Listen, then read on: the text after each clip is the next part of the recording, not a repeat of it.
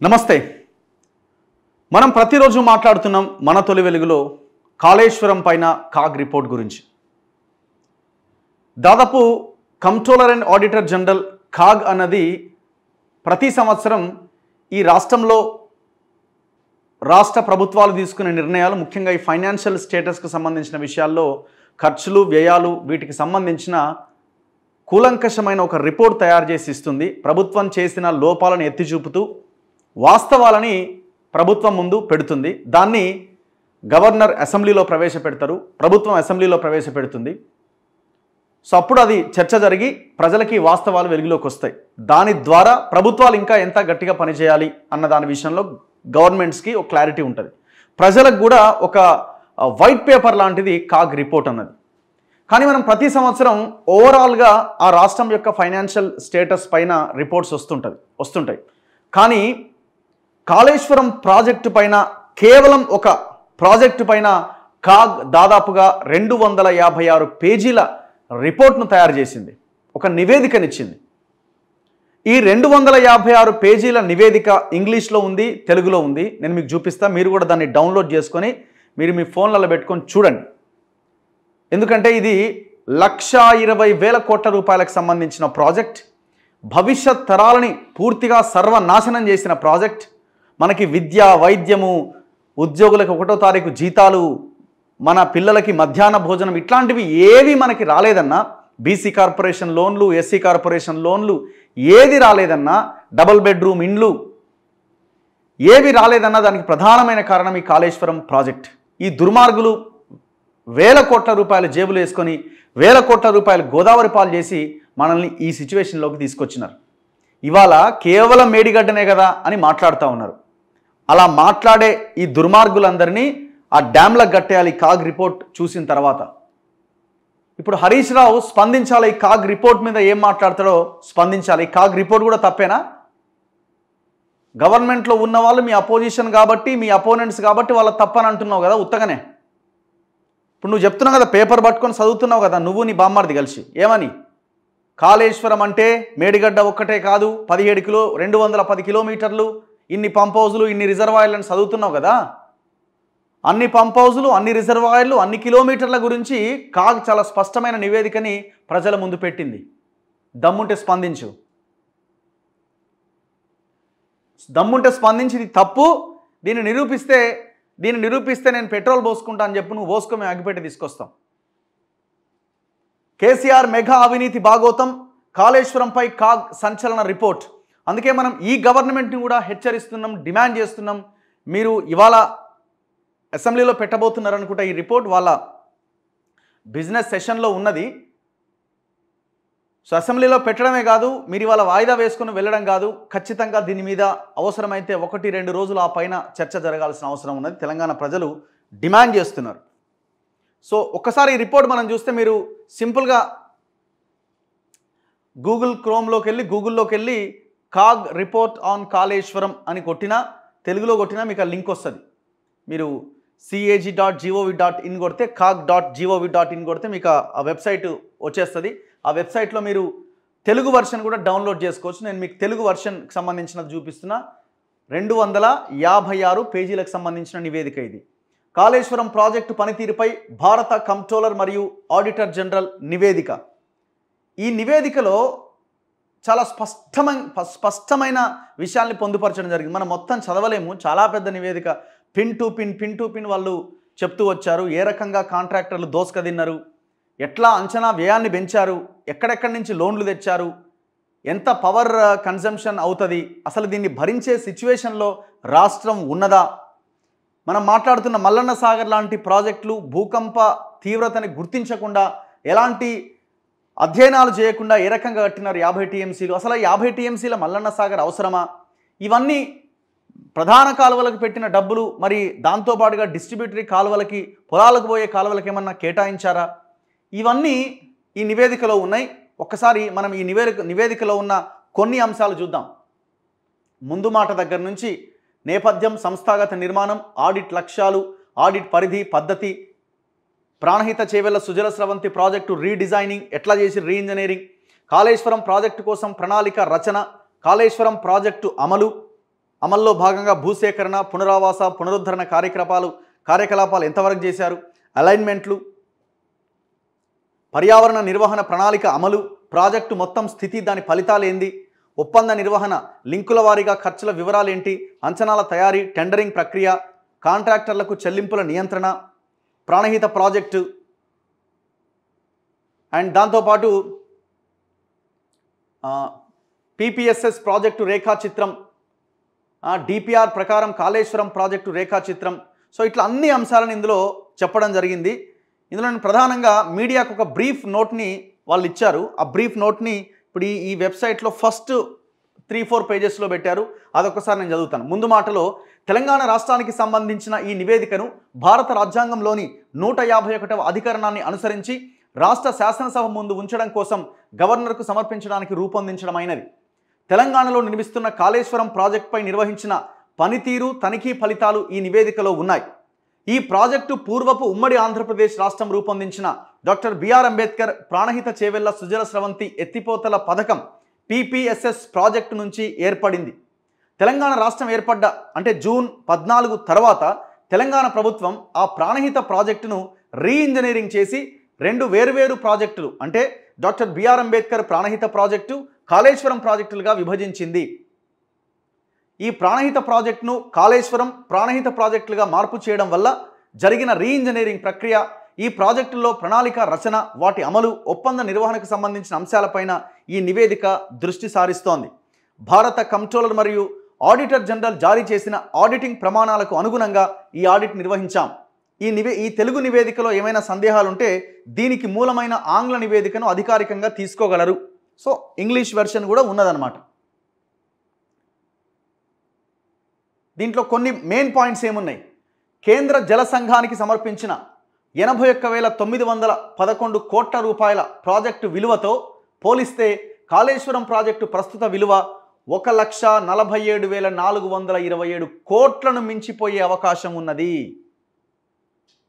ఏం చెప్పినారు? కేంద్రానికి ఇచ్చిన నివేదికలో 81,000 82,000 కోట్లతో అయిపోతుంది అని వాళ్ళు అనుకున్నారు. కానీ ఈ ప్రాజెక్టు కాస్ట్ 1,50,000 crores చేరుకునే అవకాశం ఉందట కంప్లీట్ అయ్యే నాటికి, మొత్తం కంప్లీట్ అయ్యే నాటికి. అంటే ఇంకా మొత్తం కంప్లీట్ కాలే, ఎక్కడ కాలువలు దవ్వింది లేదు, ఇంకా ఎక్కడ భూసేకరణ ఇంకా ఎక్కడిదక్కడనే ఉన్నది చాలా ప్రాంతాల్లో. సో ఇది కంప్లీట్ అవ్వాలంటే 1,47,427 కోట్లు కావాలా, ఖర్చు పెట్టాలి, మొత్తం ఖర్చు అవుతుంది. తెలంగాణ ప్రభుత్వం ఈ ప్రాజెక్ట్ అంతటికి మొత్తంగా ఒకే పరిపాలనాపరమైన అనుమతిని ఇవ్వలేదు. దీనికి బదులు ప్రభుత్వం 1,10,248 కోట్ల మొత్తాలకు విడివిడిగా 73 పరిపాలనా అనుమతులు జారీ చేసింది. పైగా ప్రాజెక్టు కోసం నిధులను ఎలా సమకూర్చనున్నామన్న విషయంపైన ప్రభుత్వం నుంచి ఎలాంటి ఉత్తర్వులు లేవు. అంటే ఎట్లా ఈ డబ్బులను తీసుకొస్తారంటే నో ఆన్సర్. ఈ ప్రాజెక్టు పైన మొత్తం 86,788 కోట్లు ఖర్చు చేయగా అది ఎప్పటికీ 2022 మార్చి నాటికి అందులో 55,807 కోట్లు అంటే 64.3% KIPCL సేకరించిన బడ్జెటేతర రుణాల నుంచే వెచ్చించడం జరిగింది. అంటే కాళేశ్వరం కార్పొరేషన్ పెట్టి ఆ కార్పొరేషన్ ద్వారా తెచ్చిన అప్పుల ద్వారానే దాదాపు 64.3% పనులు చేయడం జరిగింది. ఇది బడ్జెటేతర రుణం. ఇప్పుడు FRBM పరిధిలో తెచ్చేవన్నీ కూడా బడ్జెట్ రుణాలు. ఇప్పుడు నేను చెప్తుండే కదా కేసీఆర్ 3 లక్షల కోట్లే అప్పు ఉంది అది దాన్ని. ప్రభుత్వం గ్యారంటీగా ఉండి తెచ్చిన కాళేశ్వరం కార్పొరేషన్ ద్వారా తెచ్చిన అప్పు దాదాపు 1,000 కోట్ల రూపాయలు ఉన్నది. సో అట్లా తెచ్చిరన్నమాట. అది ఎట్లా తెచ్చిరన్నది కూడా వాళ్ళు డీటెయిల్డ్గా ఇంట్రెస్ట్ రేట్తో సహా పెట్టడం జరిగింది ఈ రిపోర్ట్లో. ప్రాజెక్టు యొక్క ప్రయోజన వ్యయ నిష్పత్తి దాన్ని కూడా హెచ్చుగా చూపించారు. అంటే అసలు అది ఎంతవరకు మనకు ప్రయోజనం ఉంటుంది, దానికైన ఖర్చు, ఈ రెండింటి మధ్య నిష్పత్తిని కూడా చాలా ఎక్కువ చేసి చూపించినారట. తక్కువగా చూపిన 81,911 కోట్ల ప్రాజెక్టు అంచనా విలువతో చూసినా ఈ ప్రాజెక్టులో BCR 0.75గా తేలుతోంది. ప్రాజెక్టు కోసం తాజాగా అయ్యే అవకాశం ఉన్న అంచనా విలువను అంటే 1,47,427 కోట్లు పరిగణలోకి తీసుకుంటే BCR 0.52గా తేలుతోంది. అంటే ఈ ప్రాజెక్టు పైన వెచ్చించే ప్రతి రూపాయికి కేవలం 52 పైసల విలువ గల ప్రయోజనం మాత్రమే చేకూరుతుంది. అంటే రూపాయి ఖర్చు పెడితే దాన్నే BCR రేషియో అంటారు. రూపాయి ఖర్చు పెడితే కేవలం దాని ద్వారా 52 రూపాయల లాభమే వస్తున్నది. మరి మిగతాది కూడా భరించాలి, నష్టం. ఆరంభం నుంచే ఈ ప్రాజెక్టు ఆర్థికంగా లాభదాయకం కాదన్న విషయాన్ని ఇది సూచిస్తోంది. ఇది నేను చెప్తున్నదో లేకపోతే ఇంకొక ఆయన చెప్తున్నదో కాదు, ఇది ఇంట్లో కూర్చొని రాసింది కాదు, ఇది కాగ్ నివేదిక. ఇది మిస్టర్ హరీష్ రావు చెప్పు సమాధానం దీనికి. కేసీఆర్ అంటే ఎట్లాగో ఇంట్లో పండుకున్నాడు, ఆయన బయటికి రాడు. కానీ ప్రాజెక్టులోని అన్ని పంపులు ఏకకాలంలో పనిచేసే అవకాశం ఉన్న సమయంలో అవసరమయ్యే గరిష్ట విద్యుత్ శక్తి డిమాండు రాష్ట్రం మొత్తం మీద వినియోగించిన 2021-22 రోజువారీ సగటు విద్యుత్ శక్తి కంటే కూడా అధికమట. అంటే ఈ కాళేశ్వరం ప్రాజెక్టుకి అన్ని పంపులు ఒకేసారి ఆన్ చేస్తే ఎంత పవర్ అయితే ఖర్చు అవుతుందో ఆ మొత్తం ఖర్చు రాష్ట్రం మొత్తం ఒకరోజు అయ్యే కరెంటు కంటే ఎక్కువట. చూడండి ఎట్లుందో. రాష్ట్రంలోని ఎత్తిపోతల పథకాలకు విద్యుత్తును అందించడం రాష్ట్రానికి సవాల్గా మారనున్నది. రాష్ట్ర ఆర్థిక వ్యవస్థ పైన దీర్ఘకాలిక ప్రభావం చూపే ఆస్కారం ఉన్న ఇలాంటి భారీ స్థాయి ప్రాజెక్టు కోసం నిధులను ఏ వనరుల నుంచి సమకూర్చనున్నారో వివరించే ఒక సమగ్రమైన ప్రణాళిక లోపించడం, సరైన ప్రణాళిక లేకపోవడాన్ని సూచిస్తోంది. ఈ ప్రాజెక్టు కింద 18.26 లక్షల ఎకరాల కొత్త ఆయకట్టు లక్ష్యంగా పెట్టుకున్నప్పటికీ ఇంతవరకు అప్పగించిన 2022 మార్చి పనుల్లో కేవలం 14 లక్షల ఎకరాలకు సంబంధించిన డిస్ట్రిబ్యూటరీ వ్యవస్థ అభివృద్ధి పనులను మాత్రమే చేర్చారు. ఇంతవరకు వాస్తవంగా కల్పించిన ఆయకట్టు కేవలం 40,888 ఎకరాలు మాత్రమే. 2022 మార్చి నాటికి కాళేశ్వరం ప్రాజెక్టు ద్వారా కొత్తగా స్థిరీకరించబడ్డ వచ్చిన ఆయకట్టు ఎంతయ్యా అంటే కేవలం 40,000 ఎకరాలే. ఎక్కడి 40,000 ఎకరాలు, ఎక్కడి 18 లక్షల ఎకరాలు? మళ్ళీ 1,00,00,000 ఎకరాలకు సాగునీరు అంటారు. మళ్ళీ పచ్చ కనబడుతున్నాయి, పోయి చూడురు అంటాడు హరీష్ రావు. కేటీఆర్ కంటే అసలు ఆ నీళ్లు తెలియదు, ఆ పొలం తెలియదు, ఆ కథ తెలియదు. అది వేరే బ్యాచ్. అది ప్రాజెక్టు పనుల అప్పగింతలో సాగునీటి శాఖ అనుచిత తొందరపాటు ప్రదర్శించింది. కేంద్ర జల సంఘం డిపిఆర్ను ఆమోదించడానికి ముందే ఈ ప్రాజెక్టుకు సంబంధించిన 25,049 కోట్ల విలువ గల 17 పనులు అప్పగించడం జరిగింది. అంటే అసలు డిపిఆర్ఏ లేదు, డీటెయిల్డ్ ప్రాజెక్ట్ రిపోర్ట్ అంటారు. నువ్వు ఒక ఇల్లు కట్టాలనుకున్నావు, ఏం ప్లానింగ్ లేకుండానే ఇల్లు కట్టేస్తావా? అసలు ఏం ప్లానింగ్ లేదు, చాలా కట్టేయడం అంటారా? ఎవరు అన్నారు కదా? దానికి ఒక ప్లానింగ్ ఉంటుంది, దానికి ఒక ఇది ఉంటుంది, ఓ డ్రాయింగ్ వేసుకుంటాం, ఇక్కడ కట్టాలి, ఇది ఇక్కడ కట్టాలి, దీనికి అయ్యే ఖర్చు ఎంత, ఇవన్నీ ఉంటాయి. ఎలాంటి డిపిఆర్ లేకుండా దాదాపు 25,000 కోట్ల పనులు ఇచ్చేసిండు కాంట్రాక్టర్లకి. ఎందుకు ఇచ్చిండు? సగం ఇటు వస్తుంది కదా, మళ్ళీ సగం వెనక్కి వస్తుంది కదా. అది ఏమైపోతుందన్న తర్వాత విషయం. ఈ ప్రాజెక్టు కోసం గోదావరి నది నుంచి రోజుకు 2 టీఎంసీల చొప్పున నీటిని ఎత్తిపోయాలని డిపిఆర్లో ప్రతిపాదించారు. ఆ తర్వాత 28,151 కోట్ల అదనపు ఖర్చుతో పంపింగ్ సామర్థ్యాన్ని రోజుకు 3 టీఎంసీలకు పెంచారు. అదనపు టీఎంసీ అన్నాడు. మళ్ళీ ఉన్న 2 టీఎంసీలకే దిక్కులేదు. సంవత్సరానికి 190 టీఎంసీలు ఎత్తిపోస్తా అని మాట్లాడిన ఈ పెద్ద మనిషి 4 ఏళ్లలో 150 టీఎంసీలు కూడా ఎత్తిపోయలే. ఎత్తిపోసిన 150 టీఎంసీలో సగం టీఎంసీ మొత్తం గోదావరిలో కలిసిపోయింది. ఎందుకు? ఆడ వరదలు రావడం, ఆడ గేట్లు ఓపెన్ చేయడం, ఈ బారాజ్ గేట్లన్నీ ఓపెన్ అయ్యి వెనక్కి పోవడం. పీసీఎస్ఎస్ ప్రాజెక్టు రీఇంజనీరింగ్ ప్రాజెక్టు పనుల్లో చేసిన మార్పుల కారణంగా అప్పటికే అమలైన పనుల్లో కొన్ని భాగాలు నిరర్ధకమవడంతో 767 కోట్ల నష్టం వాటిల్లింది. ఏంది పీసీఎస్ఎస్ అంటే? ప్రాణహిత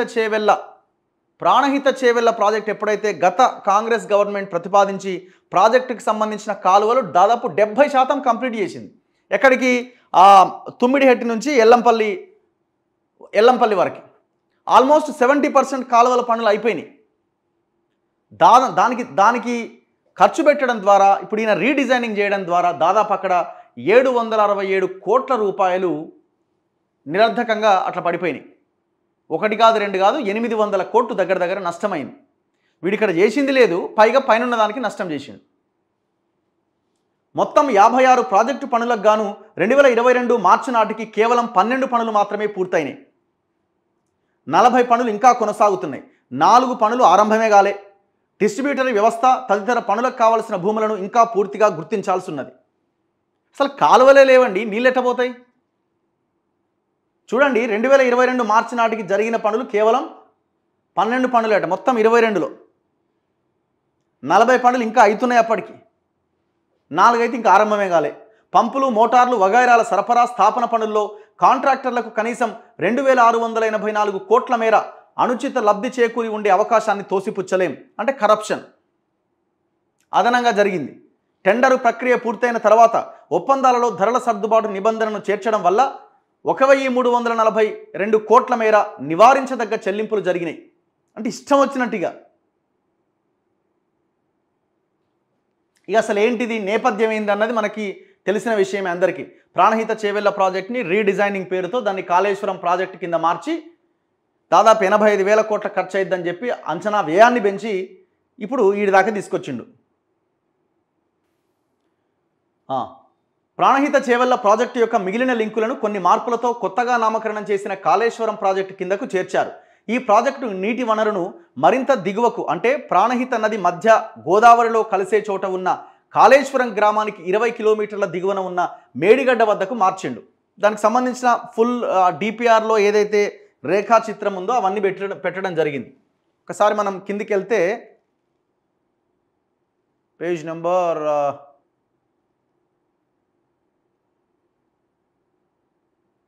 240 డిపిఆర్ ప్రకారం కాళేశ్వరం ప్రాజెక్టు రేఖాచిత్రం. మనం ఇంతకుముందు చెప్పుకున్నట్టు ఇగో ఇక్కడ కట్టిండు కాళేశ్వరం. ఇది ఈ ప్రాంతంలో ఇది కట్టిండు. యాక్చువల్గా వాళ్ళు అనుకున్నది తుమ్మిడిహెట్టి దగ్గర పెడదాం అనుకున్నాడు. దాని నుంచి డైరెక్ట్గా ఎల్లంపల్లి, శ్రీపాద ఎల్లంపల్లికి డైరెక్ట్గా తుమ్మిడిహెట్టి, కాంగ్రెస్ గతంలో ప్లాన్ చేసింది తుమ్మిడిహెట్టి వద్ద. సో ఇక్కడ నుంచి డైరెక్ట్గా గ్రావిటీ ద్వారా శ్రీపాద ఎల్లంపల్లి రిజర్వాయర్లోకి నీళ్ళని తీసుకెళ్లాలనేది వాళ్ళ ప్లాన్. ఇక్కడ నుంచి ఇక్కడ గ్రావిటీ ద్వారా తీసుకురావడం వల్ల ఇక్కడ ఆయకట్టు ఉన్నది. దాదాపుగా 2-3 లక్షల ఎకరాలకు ఇక్కడ ఈ కాలువల ద్వారా తీసుకొచ్చిన దానికి నీటికి ఇక్కడ ఆయకట్టు స్థిరీకరించే అవకాశం ఉండేది. దాన్ని కోల్పోయినారు. దాంతోపాటు దీని మీద దాదాపు 100 కోట్ల రూపాయలు, 767 కోట్లు కాక్ చెప్తున్నది. దీనికోసం తీసిన ఈ కాలువలు, ఈ వ్యవస్థ అంతా కూడా నిరర్ధకంగా మారిపోయింది. అంటే దాదాపు 800 కోట్లు నిరర్ధకంగా మిగిలిపోయి ఉన్నది. తీసుకొచ్చిండు, ఇడగట్టిండు. ఏమవుతుంది, ఇడ ఎత్తిపోయాలే. ఇడ వరద రాగానే ఇట్లా వరద కొట్టుకొచ్చి ఇడ బరాజు గేట్లన్నీ ఓపెన్ అయితే మళ్ళీ పోయి గోదావరిలో కలవాలి. ఇది నేపథ్యం. కాళేశ్వరం ప్రాజెక్టు పనితీరుపై ఆడిట్ నివేదిక.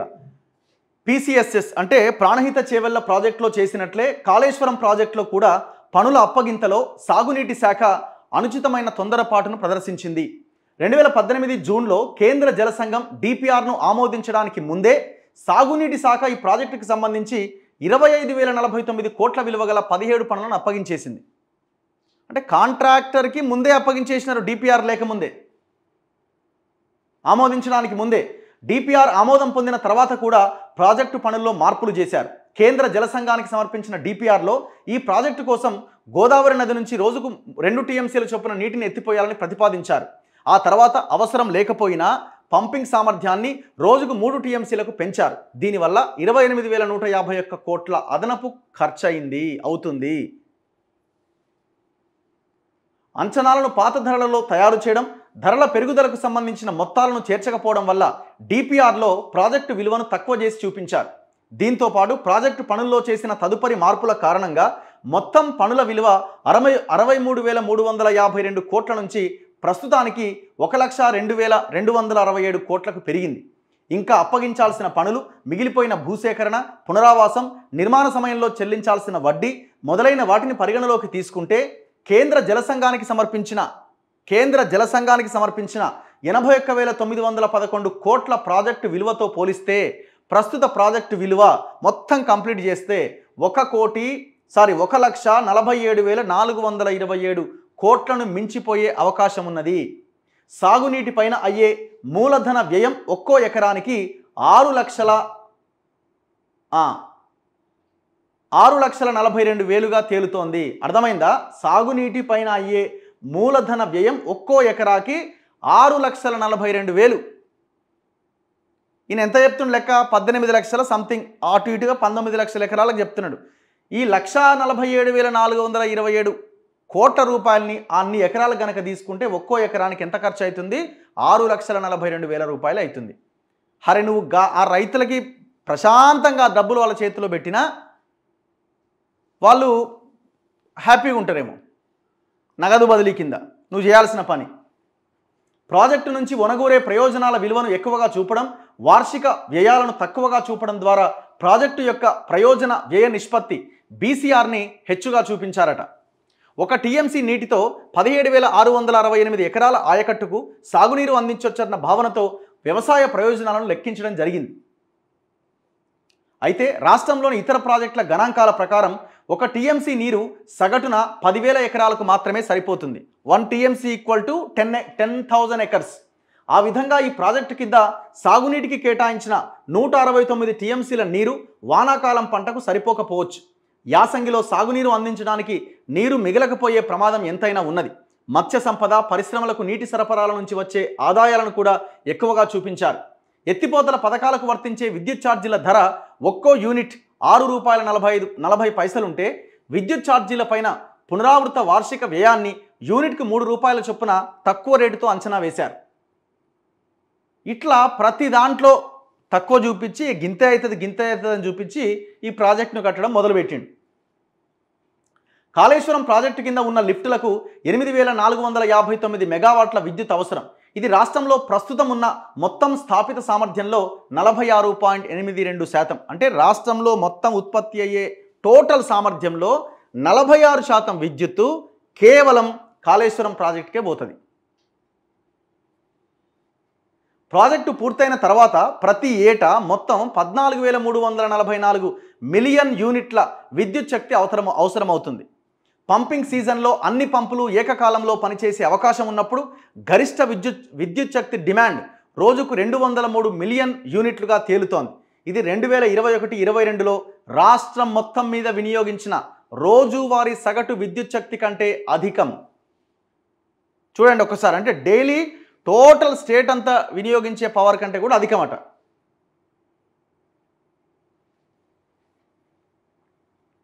ఇట్లా అన్ని తప్పులే. ఈ ప్రాజెక్టు కోసం ప్రతి ఏటా విద్యుత్ ఛార్జీల కోసం 10,374 కోట్ల మొత్తం అవసరమవుతుంది. అదనంగా వార్షిక నిర్వహణ ఖర్చు 272 కోట్లు కావాలంటే దాదాపు 10,500 కోట్లు అయితే తప్ప ప్రాజెక్టు బటన్ ఆన్ చేయలేం. ఆ విధంగా ప్రాజెక్టు వార్షిక నిర్వహణ కోసం సంవత్సరానికి 10,647 కోట్లు ఖర్చు పెట్టాల్సి ఉంటుంది. ఇది ఎకరాకి 46,364గా తేలుతోంది. అర్థమైంది కదా? అంటే కాళేశ్వరం ప్రాజెక్టు బటన్ ఇట్లా ప్రెస్ చేస్తే 1 ఎకరా నీళ్లు కనుక మనం ఆ కాళేశ్వరం ప్రాజెక్టు ద్వారా నీళ్లు ఆ ఎకరాకి అందిస్తే 1 ఎకరా నీళ్లు బారడానికి అయ్యే ఖర్చు ₹46,364. 1 ఎకర్. చూడండి, ఈ నీళ్ళు ఇచ్చే బదులు ఆ ₹40,000 ₹45,000 రైతు చేతిలో పెడితే అయిపోతుందిగా. దాంట్లో సగం పెట్టినా అయిపోతుందేమో. ఇది కాకుండా ప్రాజెక్టు పనులపైన 2,760 కోట్ల తరుగుదల ఉంటుంది. డిపిఆర్లో ఇప్పట్లో నీటి ఛార్జీలు వసూలు ప్రతిపాదనలేవి లేవు కాబట్టి నీటి ఛార్జీల ద్వారా వచ్చే ఆదాయాన్ని శూన్యంగా తీసుకోవచ్చు. ఎట్నుంచి వస్తాయి? ఇప్పుడు రిటర్న్ రావాలి కదా. నువ్వు అప్పు తెచ్చినావు, పెట్టినావు, ఎక్కడి నుంచి వస్తుంది? వచ్చే అవకాశమే లేదు. పారిశ్రామిక, తాగునీటి సరఫరా, మత్స్య సంపదల ద్వారా వచ్చే ఆదాయాలు కూడా తక్కువగానే ఉంటాయి. కాబట్టి ప్రాజెక్టు మొత్తం నిర్వహణ వ్యయాన్ని ప్రభుత్వం Kaleshwaram irrigation project corporation limited భరించాల్సి ఉంటుంది. అంటే ఎవరు భరించాలా? కార్పొరేషన్ అంటే ఎవరిది? ప్రజలే. తెచ్చిన అప్పులకి ఇంట్రెస్ట్ ప్రజల బడ్జెట్ నుంచి కట్టాల్సిందే. రాష్ట్ర ప్రభుత్వం 2017 అక్టోబర్ 2018 జూన్ మధ్యకాలంలో కేంద్ర జలసంఘం నుంచి ప్రాజెక్టు అనుమతి, పర్యావరణం, అటవీ మంత్రిత్వ శాఖ నుంచి అటవీ అనుమతి, పర్యావరణ అనుమతి పొందింది. ప్రాజెక్టు పనుల విలువ 63,352 కోట్ల నుంచి ఇప్పుడు 1,02,267 కోట్లకు పెరిగింది. ఇందులో నీటిని తరలించే సామర్థ్యాన్ని రోజుకు 2 టీఎంసీల నుంచి రోజుకు 3 టీఎంసీలకు పెంచడం ప్రధాన మార్పు. అయితే సవరించిన డిపిఆర్ను కేంద్ర జలసంఘం ఇంకా ఆమోదించాల్సి ఉన్నది. ప్రాజెక్టు పనుల కోసం సవరించిన పరిధిని రాష్ట్ర ప్రభుత్వం తాజా పర్యావరణ అనుమతుల కోసం పర్యావరణం, అటవీ మంత్రిత్వ శాఖకు పంపలేదు. ఇక ఇది చూడండి, 50 టీఎంసీల సామర్థ్యంతో నిర్మించిన శ్రీ కొమరవెల్లి మల్లన్న సాగర్ ప్రాజెక్టులోని అతిపెద్ద రిజర్వాయర్ ఇది. ఈ అతిపెద్ద reservoir national geophysical research institute NGRI చేసిన ఒక ప్రాథమిక అధ్యయనంలో ఈ రిజర్వాయర్ నిర్మాణానికి ప్రతిపాదించిన ప్రదేశంలో ఒక డీప్ సీటెడ్ వెర్టికల్ ఫాల్ట్, లోతుల్లో నిటారుగా ఉన్న పగులు ఉన్నట్లుగా తేలిందట. ఏది? మల్లన్న సాగర్ కట్టిన ప్రాంతంలో. అయినప్పటికీ సాగునీటి శాఖ భూకంప సంబంధిత లోతైన అధ్యయనాలేవి నిర్వహించకుండానే ముందుకు సాగి 6,126 కోట్ల ఖర్చుతో రిజర్వాయర్ నిర్మించింది. ఎవరిని చంపుదామనుకున్నారా మీరు? కరీంనగర్ జిల్లాని మొత్తం నాశనం చేద్దామని పూనుకున్నారు. ఈ కాళేశ్వరంలో మల్లన్న సాగర్ కట్టడంలో కీలక పాత్ర పోషించింది హరీష్ రావు అండ్ వాడు వెంకట్రామిరెడ్డి. కేసీఆర్ ప్రెజర్ పెట్టడం, హరీష్ రావు అక్కడ ఉన్న జనాన్ని సంపుక తినడం. డీసీఎంలల్లా వాళ్ళని నరక యాతన అనుభవించి ఆ 14-15 గ్రామాల ప్రజలను మాత్రం సుక్కలు చూపించినారు. వాళ్ళ జీవితాలతో ఆడుకున్నాడు. అందుకే నేను ఉదయమే చెప్పిన, మల్లన్న సాగర్ 50 టీఎంసీలను నింపి కరీంనగర్ జిల్లా మొత్తం ఉన్న ఉమ్మడి జిల్లా ప్రజలందరినీ ఖాళీ చేసి సురక్షిత ప్రాంతాలకు పంపించి హరీష్ రావుని వెంకట్రామిరెడ్డిని ఇద్దరిని ఆ డ్యామ్కు కట్టేయాలి. కేసీఆర్ కుటుంబంలో ఉన్న వాళ్ళని ఎవరెవరైతే ఇందులో భాగస్వాములు అయి ఉన్నారో ఇంజనీర్లు, ఈ ఫ్యామిలీ మెంబర్సు, వీళ్ళందరినీ ఊరికొకరిని పెట్టాలి. అప్పుడు ఆ కట్ట దిగితే ఆ నీళ్ళు ఏడిగిపోతే వీళ్ళు బతకరా అప్పుడు చూడాలి. ఎంత దుర్మార్గం అండి, ఎవరిని చంపుదామని. ఆర్థిక ప్రణాళిక. కాళేశ్వరం ప్రాజెక్టు ఖర్చుని 81,911 కోట్లుగా అంచనా వేసినప్పటికీ తెలంగాణ ప్రభుత్వం ప్రాజెక్ట్ అంతటికీ కలిపి పరిపాలనాపరమైన అనుమతి తీసుకోలే. దీనికి బదులు ప్రభుత్వం ఎప్పటికప్పుడు ఒక్కో పనికి విడివిడిగా అనుమతులు జారీ చేస్తూ వచ్చింది. అంటే ఒక ప్రాజెక్టు ఇన్ని వేల కోట్లు ఒకేసారి అనుమతులు నో, ఎప్పటిదప్పుడే బడ్జెట్ నుంచి ఎత్తుకపోయారు. 2022 మార్చి నాటికి మొత్తం మీద 1,10,248 కోట్ల మొత్తాలకు 73 పరిపాలనా అనుమతులు ఇచ్చారు. ప్రాజెక్టు కోసం నిధులను ఎలా సమకూర్చబోతున్నారన్న విషయంపైన ప్రభుత్వం నుంచి ఎలాంటి ఉత్తర్వులు లేవు. చూడండి, ఇంకా భయంకరమైన విషయం, కాళేశ్వరం ప్రాజెక్టుకు అవసరమైన నిధులు ఇవ్వడం జరుగుతుందని ఆర్థిక కార్యదర్శి జారీ చేసిన ఒక ధ్రువపత్రాన్ని 2017 డిసెంబర్లో సాగునీటి శాఖ సమర్పించింది. కానీ ఈ ప్రాజెక్టుకు నిధులు సమకూర్చడం కోసం రుణాలు సేకరించేందుకు ప్రభుత్వం అప్పటికే కాళేశ్వరం ఇరిగేషన్ ప్రాజెక్టు కార్పొరేషన్ లిమిటెడ్ను ఏర్పాటు చేసి 2016 ఆగస్టులో ఇది జరిగింది. KIPCL ఇప్పటి వరకు రాష్ట్ర ప్రభుత్వం ఇచ్చిన హామీలతో 87,449 కోట్ల మార్కెట్ రుణాలు సేకరించింది. ఎప్పటి వరకు? 2022 మార్చి వరకు. ఈ రుణాలపైన ఏటా 7.8% నుంచి 10.9% వడ్డీ చెల్లించవలసి ఉంటుంది. నువ్వు ఒక పర్సనల్ లోన్ తీసుకుంటే 11%, 12% ఇంట్రెస్ట్ చేస్తాయి బ్యాంకులు, ఫైనాన్షియల్ ఇన్స్టిట్యూషన్స్. ఈ దుర్మార్గుడు అంత శాతానికి అప్పు తెచ్చిండు. KIPCLకు అంటే ఇప్పుడు కాళేశ్వరం ప్రాజెక్టు కార్పొరేషన్ లిమిటెడ్కి ఆదాయ వనరులు ఏమీ లేవు. కాబట్టి రుణాల తిరిగి చెల్లింపు వడ్డీ భారం రాష్ట్ర బడ్జెట్ పైనే పడే అవకాశం ఉంటుంది. మనమే కట్టాలి. రుణాలు ఈక్విటీ రూపంలో ప్రభుత్వం విడుదల చేసిన నిధుల నుంచే KIPCL రుణాలు అసలు వడ్డీలను చెల్లిస్తూ వస్తోంది. మొత్తం 15 రుణ ఒప్పందాలకు గాను 10 ఒప్పందాలలో రుణాల తిరిగి చెల్లింపు 2020, 21, 22లోనే ఆరంభం కావలసి ఉన్నప్పటికీ KIPCL 9 అగ్రిమెంట్లలో తిరిగి చెల్లించే తేదీలను 1-2 సంవత్సరాలు వాయిదా వేయాలి అని కోరింది. ఫలితంగా 8,182 కోట్ల అదనపు వడ్డీ భారం పడ్డది. ఎందుకు? ఇంకొక సంవత్సరం 2 ఏళ్ళు పొడిగించండి అన్నాడు. వాడు ఊకుంటాడా? ఇంట్రెస్ట్ వేస్తూనే ఉంటాడు కదా. అట్లా ఇంట్రెస్ట్ 8,000 కోట్లు ఎక్స్ట్రా పడ్డదట. 1,690 కోట్ల రుణాలను ప్రభుత్వానికి మళ్లించడం, బదిలీ చేయడం జరిగింది. దీనివల్ల 587 కోట్ల అదనపు వడ్డీ భారం పడ్డది. మార్జిన్ మనీ నిమిత్తం నిధులను అందించడంలో ప్రభుత్వ వైఫల్యం కారణంగా KIPCL 4,011 కోట్ల రుణ మొత్తాన్ని మార్జిన్ మనీ కోసం మళ్లించింది. దీనివల్ల 1,381 కోట్ల అదనపు భారం పడ్డది. రుణాలను తీర్చడానికి వచ్చే 14 సంవత్సరాల్లో KIPCL ప్రభుత్వానికి మొత్తం మీద 1,41,544 కోట్ల నిధులు అవసరమవుతాయి. ప్రాజెక్టు కోసం రాష్ట్ర బడ్జెట్ ద్వారా, మార్కెట్ రుణాలతో సహా ఇతర వనరుల ద్వారా ఏ మేరకు నిధులు సమకూర్చనున్నారన్న ప్రణాళికకు సంబంధించి ప్రభుత్వం నుంచి ఎలాంటి ఉత్తర్వు లేవు.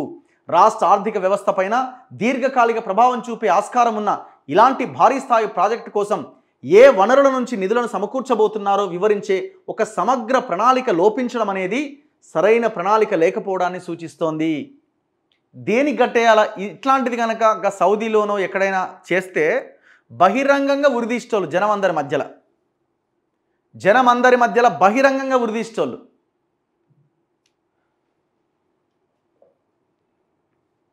ఇక దాని అమలు, కాళేశ్వరం ప్రాజెక్టు అమలు ఎంతవరకు వచ్చింది?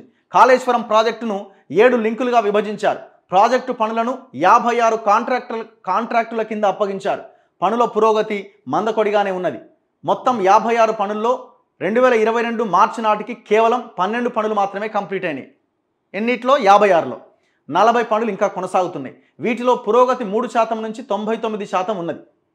4 పనులు ఇంకా ఆరంభమే కాలే. సివిల్ పనుల మొత్తం విలువ 1,02,267 కోట్లయితే ఇంతవరకు సాధించిన పురోగతి 70,666 కోట్లు మాత్రమే.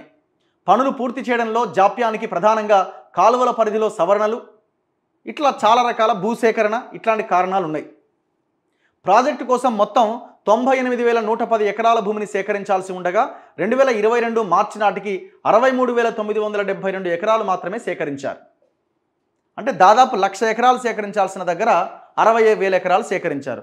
60% మాత్రమే సేకరించారు. ఇంకా 40% సేకరించాల్సి ఉన్నది. ఇప్పుడు అది ఊలిపోయి ఉన్నది ఆడ.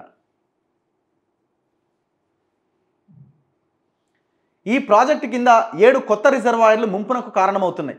వీటిలో స్థానభ్రంశం చెందే ప్రభావిత కుటుంబాలకు పునరావాసం కల్పించాల్సి ఉంటుంది. అయితే కేవలం 3 రిజర్వాయర్లకు సంబంధించి మాత్రమే పునరావాస కార్యకలాపాలు పూర్తయినాయి. మిగిలిన 4 రిజర్వాయర్లలో నిర్వాసిత కుటుంబాలను సాగునీటి శాఖ ఇంతవరకు పూర్తిగా గుర్తించనే లేదు. ఇగో ఇది చూడండి. ఇంకా రీఇంజనీరింగ్ చేసి 6 ఏళ్లు గడిచిపోయినా మిగిలిన 3,43,148 ఎకరాల ఆయకట్టుకు సంబంధించిన డిస్ట్రిబ్యూటరీ వ్యవస్థ పనులను ఇంకా అప్పగించలేదట. హెడ్ వర్క్స్, మెయిన్ కెనాల్స్కి ఇచ్చినంతగా డిస్ట్రిబ్యూటరీ వ్యవస్థ అభివృద్ధికి తగినంత ప్రాధాన్యత ఇవ్వలేదు. ప్రధానమైన కాలువలు 57% పూర్తి చేస్తే పొలాల్లోకి పోయే డిస్ట్రిబ్యూటరీ కాలువలు మాత్రం 7% పూర్తయినాయట. మళ్ళీ వీళ్ళు ఈ కాలువలే పూర్తి కాలేదు, ఇన్ని లక్షల ఎకరాలకు ఇచ్చినాం, అన్ని లక్షల ఎకరాలకు ఇచ్చినాం. ఎందుకు 57% పనులు మెయిన్ కెనాల్స్కి పెట్టినారు? పైసలు వస్తాయి కదా, అది కంప్లీట్ చేసి అవతల పడేస్తే కథం.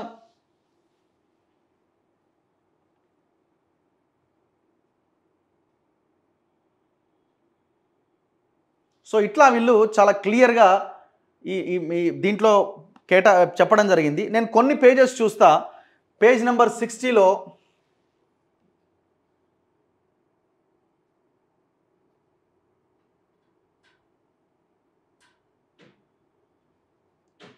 సో టోటల్ డీటెయిల్డ్ రిపోర్ట్ ఇది, చాలా విత్ ఎవిడెన్స్, విత్ ఫోటోలతో సహా వాళ్ళు వేయడం జరిగింది. సో పేజ్ నెంబర్ 60లో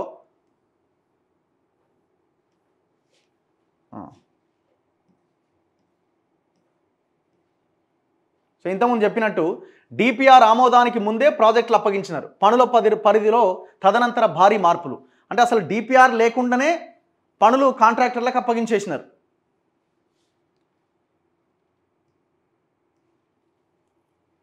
దాదాపు 25,049 కోట్ల విలువ చేసే 17 పనులు అప్పగించేసినారట. డిపిఆర్ ఆమోదానికి ముందే అప్పగించిన పనుల మొత్తం వివరాలు: బ్యారేజీ పనులకు 4,550 కోట్లు, లిఫ్ట్ పనులు, రిజర్వాయర్ పనులు, ఇట్లా మొత్తం 25,000 కోట్లు. అసలు వితౌట్ డిపిఆర్ ఎవడన్నా డబ్బులు రిలీజ్ చేస్తాడా? చేసిండు సారు.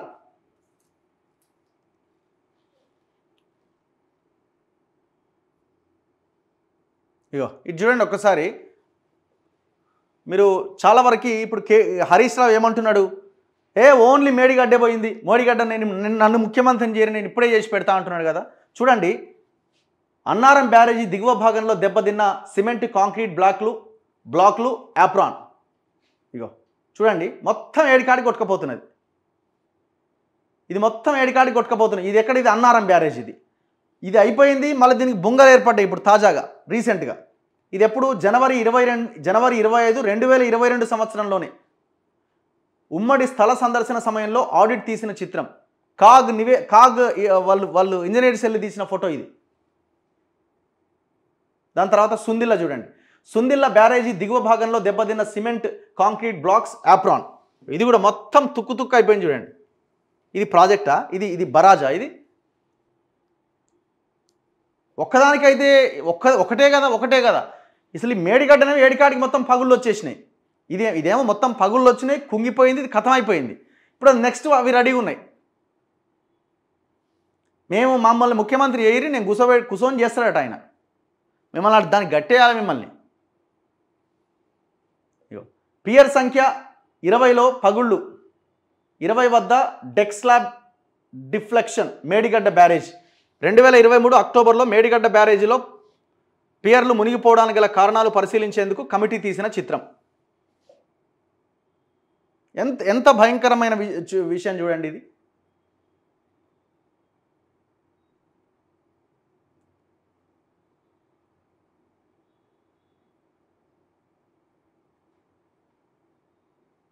ఇగో ఇది 50 టీఎంసీలతో నిర్మించిన ఇది మన మల్లన్న సాగర్ ఎస్కేఎంఎస్ కొమరవెల్లి మల్లన్న సాగర్ జలాశయం. కొమరవెల్లి మల్లన్న సాగర్ ఎస్కేఎంఎస్ జలాశయం 50 టీఎంసీలతో కట్టిండు. స్థలం తొగుట గ్రామం. బండు పొడవు 22 కిలోమీటర్లు. నిల్వ సామర్థ్యం 50 టీఎంసీలు. ఎఫ్ఆర్ఎల్ 577 మీటర్లు. ఇది పెద్ద స్కామ్. ఇది మొత్తం కరీంనగర్ జిల్లా ప్రజల్ని సంపడానికి కట్టినట్టుగా కనబడతా ఉన్నది. వీళ్ళు ఏం రాసిరు చాలా క్లియర్గా ఈ మల్లన్న సాగర్లో జలాశయ ప్రదేశంలో దోషపూరితమైన జోన్ ఉనికి ఉన్నది. డ్రాయింగ్ల ఆమోదానికి ముందు జలాశయ ప్రాథమిక డ్రాయింగ్ను ఆమోదించేటప్పుడు చీఫ్ ఇంజనీర్ కేంద్ర డిజైన్ల సంస్థ సిడిఓ అంటారు, జాతీయ భౌగోళిక పరిశోధన సంస్థ NGRA, national geophysical research institute ఇలాంటి నైపుణ్యమున్న ఏజెన్సీ ద్వారా స్థాన నిర్దిష్ట భూకంప అధ్యయనాలు నిర్వహించాలని సాగునీటి శాఖకు సలహా ఇచ్చిర్రు, ఏదా డ్రాయింగ్స్ కంటే ముందే. దీని ప్రకారం జలాశయ ప్రాంతాల్లో భూకంప విశ్లేషణ చేపట్టేందుకు ఎన్జిఆర్ఐ హైదరాబాద్ డైరెక్టర్ను సాగునీటి శాఖ సంప్రదించింది. అయితే ఎన్జిఆర్ఐ నుంచి నివేదిక కోసం ఎదురు చూడకుండానే శ్రీ కొమరవెల్లి మల్లన్న సాగర్ జలాశయ నిర్మాణ పనులను 2020 డిసెంబర్ నాటికి పనిని పూర్తి చేయాలనే నిబంధనతో కాంట్రాక్టర్లకు సాగునీటి శాఖ అప్పగించింది. అసలు అది ఆడ భూకంపం వచ్చే అవకాశం ఉందిరా నాయన, ఆడ కట్టొద్దురా అంటే ఆ రిపోర్ట్కి ఇవ్వమని చెప్పి ఆ రిపోర్ట్ రాకముందే కాంట్రాక్టర్కి పైసలు ఇచ్చేసారు. ఎగ్జాంపుల్స్ సహా చెప్పినారు చూడండి వీళ్ళు. కాగ్ రిపోర్ట్ నేను ఉదయం కూడా చదివినాను దీన్ని. విత్ ఎగ్జాంపుల్స్తో సహా చెప్పినారు. దక్షిణ ద్వీపకల్ప కవచంలోని తెలంగాణ రాష్ట్రం భూకంప జోన్ 2లో ఉన్నది. ఇది అత్యల్పంగా భూకంపాలు వచ్చే ప్రాంతం. అయినప్పటికీ 1967లో కోయినా భూకంపం, 1993లో లాతూర్ భూకంపం సంభవించడం దక్షిణ ద్వీపకల్ప కవచం స్థిరమైన ఖండాంతర భూకంపాలతో ప్రస్ఫుటంగా ఉందని గ్రహించడానికి దారితీసింది. అయినా కూడా ఇక్కడ భూకంపాల తీవ్రత ఎక్కువగానే ఉన్నది అని రిపోర్ట్స్ చెప్తున్నాయి. ఆంధ్రప్రదేశ్లోని ఒంగోలు ప్రాంతం, మహారాష్ట్రలోని లాతూర్ ప్రాంతంలో ఇటీవల సంభవించిన మోస్తరు భూకంపాలు తెలంగాణ ప్రాంతంలోని నిర్మాణాల గణనీయ భూకంపనం స్వల్ప నష్టాన్ని కలిగించినాయి. 1969లో తెలంగాణలోని భద్రాచలం ప్రాంతంలో 5.7 తీవ్రతతో సంభవించిన ఒక మోస్తరు భూకంపం మొత్తం దక్షిణ భారత ద్వీపకల్ప కవచంలో అనుభూతి చెందింది. సో ఇది కేవలం 200 కిలోమీటర్లే మల్లన్న సాగర్కి, ఆ ప్రాంతానికి. 1983 జూన్లో హైదరాబాద్ సమీపంలోని మేడ్చల్ ప్రాంతంలో 4.9 తీవ్రతతో భూకంపం వచ్చింది. ఈ భూకంపం 15 కిలోమీటర్ల కంటే ఎక్కువ లోతును కలిగి ఉన్నది. లోతుగా ఉన్న మూలం కారణంగా 200 కిలోమీటర్ల దూరం వరకు గణనీయంగా సంభవించింది. ఈ భూకంప కేంద్రానికి సూటిగా భూతలంపై నుండి స్థానము కొమరవెల్లి మల్లన్న సాగర్ జలాశయం నుంచి కేవలం 20 కిలోమీటర్లే, కానీ తీవ్రత 200 కిలోమీటర్ల వరకు ఉందట. మరి ఒకవేళ కట్ట దిగితే మట్టితో కట్టిన కట్టడము, జనారణ్యంలో కట్టిన రిజర్వాయరు ఎవని ప్రాణాలు పోతాయిరా బాబు? ఇట్లా మొత్తం ఒక విధ్వంసకరమైన ఒక అరాచకమైన ప్రాజెక్ట్ ఇది. వాళ్ళు చాలా క్లియర్. చివరికి ఒక లైన్ చెప్పి దీన్ని క్లోజ్ చేద్దాము. చివరికి ఏదైనా ప్రమాదం జరిగే అవకాశం ఉంటే దాన్ని డ్యామ్ బ్రేక్ అనాలిసిస్ అంటారు. అంటే ఒకవేళ అది బ్రేక్ అయితే నెక్స్ట్ ఏం చేయాలా, అయ్యే అవకాశాలు ఉన్నప్పుడు ఏం చేయాలని తీసుకోవాల్సిన ప్రికాషన్స్ కూడా తీసుకోలే.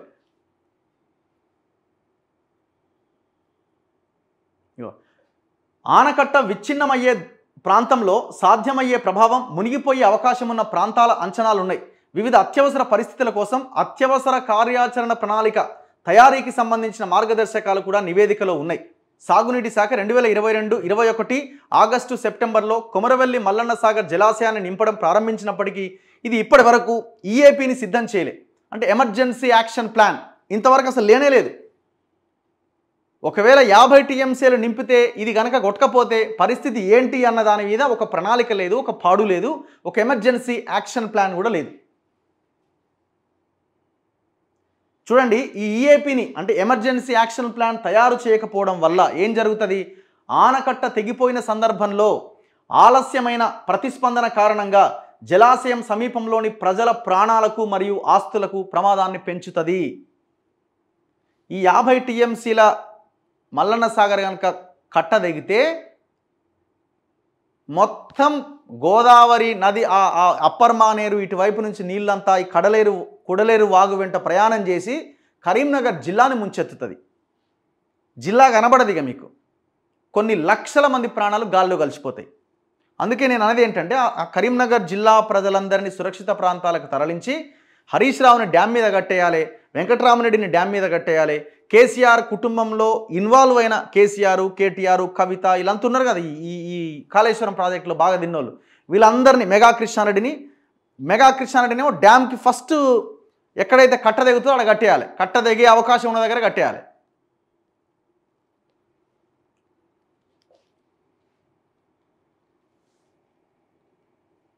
సో ఇట్లా ఇది కనబడతా ఉన్నది. దాని తర్వాత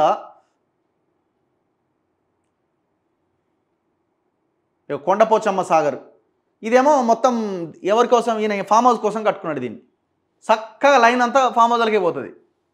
ఫామ్ హౌస్ కోసం కట్టుకొని ఫామ్ హౌస్లో 3 ఎకరాల బావి తవ్వి అసలు యాక్చువల్గా ఫస్ట్ కొండపోచమ్మ సాగర్ ఓపెన్ చేసింది. మీకు గుర్తే ఉంటుంది. ఈ మల్లన్న సాగర్ నుంచి కొండపోచమ్మ సాగర్కి నీళ్లు వచ్చే క్రమంలో అది కంప్లీట్ కావాలి. మరి ఎట్లా రావాలా? అధికారులు చెప్పిరట, సార్ ఇళ్ళకెళ్ళి ఒక 100 కోట్లు పెడితే ఒక కాలువ తీసి డైరెక్ట్గా కొండపోచమ్మ సాగర్ నింపొచ్చు అంటే ఆ ప్లాన్ చేసిండు. ఇప్పుడు ఆ 100 కోట్లు ఏంటంటే నిరర్ధకం. అది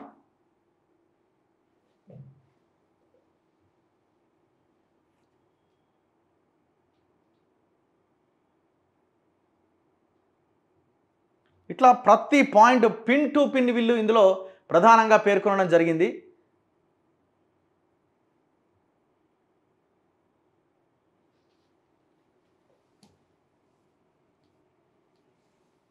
పేజ్ నెంబర్ 242లో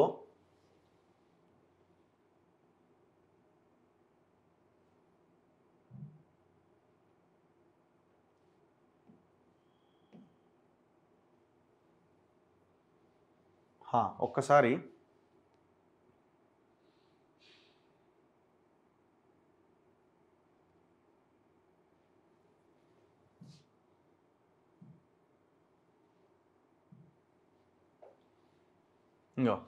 ఈయన తెచ్చిన అప్పుల సంగతి చూడండి. ఇక union bank of India consortium interest చూడండి, ఒక సంవత్సర వడ్డీ రేటు 10%, 10% ఇంట్రెస్ట్కి తెచ్చిండు.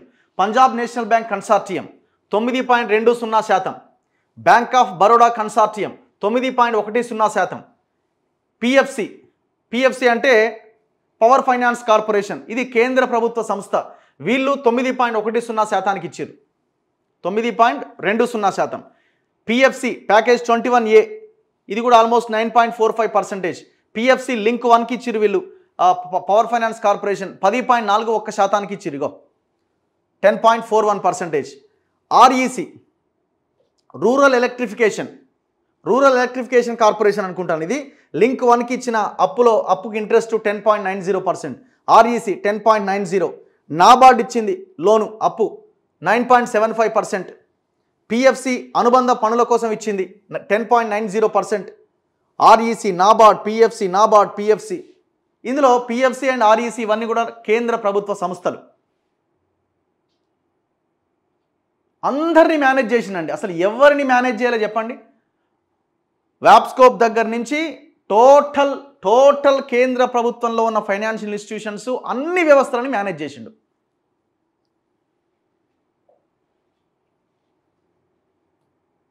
ఇప్పుడు ఈ కాగ్ రిపోర్ట్ మీద 100% దీని మీద చర్చ జరగాల్సిన అవసరం ఉన్నది. మరి ప్రభుత్వాలు ఎంతవరకు చేస్తాయి, ఇప్పుడున్న గవర్నమెంట్ రేవంత్ రెడ్డి ప్రభుత్వం అన్న చూడాలి. అసలు ముందే పెట్టాలి. మీరు కేఆర్ఎంబి అంశం తెర మీదకి వచ్చే కంటే ముందే ఈ కాళేశ్వరం కాగ్ రిపోర్ట్ గవర్నర్ దగ్గర వచ్చి రెడీగా ఉన్నది. ఇది పెట్టడంలో ఆలస్యం చేశారు మీరు కూడా. మరి కారణం ఏంటో తెలియదు. ఇందులో నేను అందుకే లాస్ట్ వీక్లో కాళేశ్వరం చదరంగం అని ఒక వీడియో చేయడం జరిగింది. అన్ని పార్టీలు ఇందులో ఇన్వాల్వ్ అయి ఉన్నాయి. మెగా కృష్ణారెడ్డి అందరికీ డబ్బులు ఇచ్చిండు, బీజేపీకి ఇచ్చిండు, కాంగ్రెస్కి ఇచ్చిండు, బీఆర్ఎస్ స్టార్ట్ చేసింది కాబట్టి వాళ్ళు మెజారిటీగా తిన్నారు. సో ఇది ఎంతవరకు ముందు పడుతుంది అన్నది విచారణ జరుగుతున్నది చూడాలి. ఇందులో విత్ స్ట్రక్చర్స్, లైన్, వీళ్ళన్నీ రేఖా చిత్రాలు అన్నీ చాలా డీటెయిల్డ్గా వీళ్ళు ఇందులో రాయడం జరిగింది. సో అందుకే ఇప్పుడు హరీష్ రావు సమాధానం చెప్పాలి, కేసీఆర్ సమాధానం చెప్పాలి. ఇంతకాలం వాళ్ళు వీళ్ళు మాట్లాడితే మీరు మాట్లాడేది తప్పు అన్నారు కదా, కాగ్ మాట్లాడుతున్నది. ఏంది నీ ఆన్సర్ ఏంది?